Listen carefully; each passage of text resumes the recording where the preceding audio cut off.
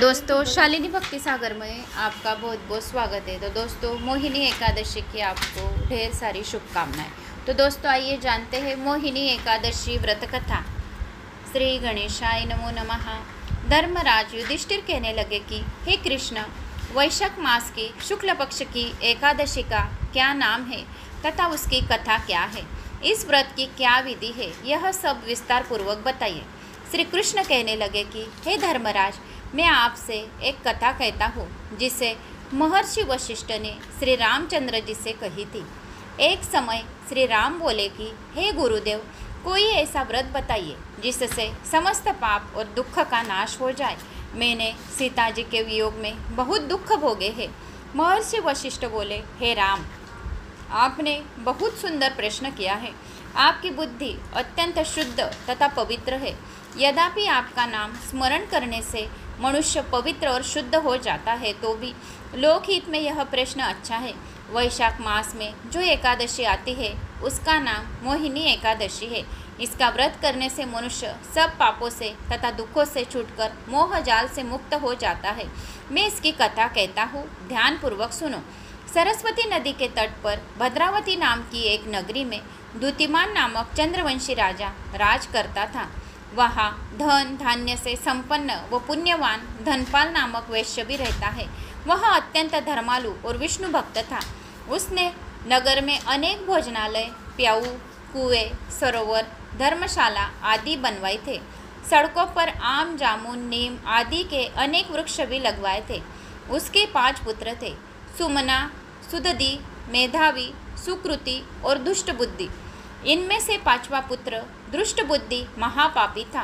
वह पितर आदि को नहीं मानता था। वह वेश्या, दुराचारी, मनुष्यों की संगति में रहकर जुआ खेलता और परस्त्री के साथ भोग विलास करता तथा मद्य मांस का सेवन करता था। इसी प्रकार अनेक कुकर्म में वह पिता के धन को नष्ट करता रहता था। इन्हीं कारणों से त्रस्त होकर पिता ने उसे घर से निकाल दिया था। घर से बाहर निकलने के बाद वह अपने गहने कपड़े बेचकर अपना उदर निर्वाह करने लगा। जब सब कुछ नष्ट हो गया तो वेश्या और दुराचारी साथियों ने उसका साथ छोड़ दिया।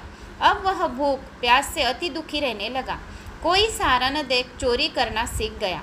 एक बार वह पकड़ा गया तो वेश्या का पुत्र जानकर चेतावनी देकर छोड़ दिया गया, मगर दूसरी बार फिर पकड़ में आ गया।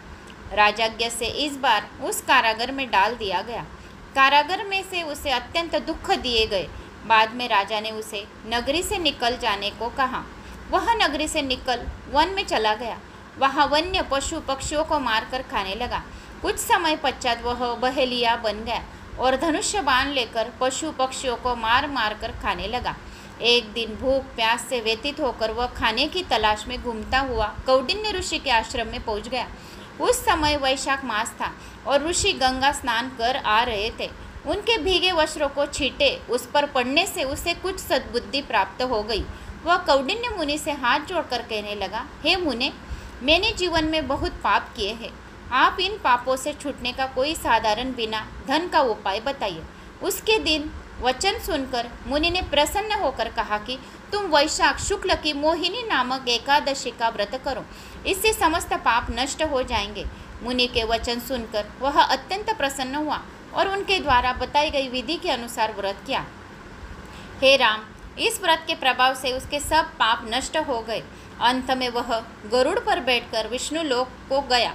इस व्रत से मोह आदि सब कुछ नष्ट हो जाते हैं। संसार में इस व्रत से श्रेष्ठ कोई व्रत नहीं है।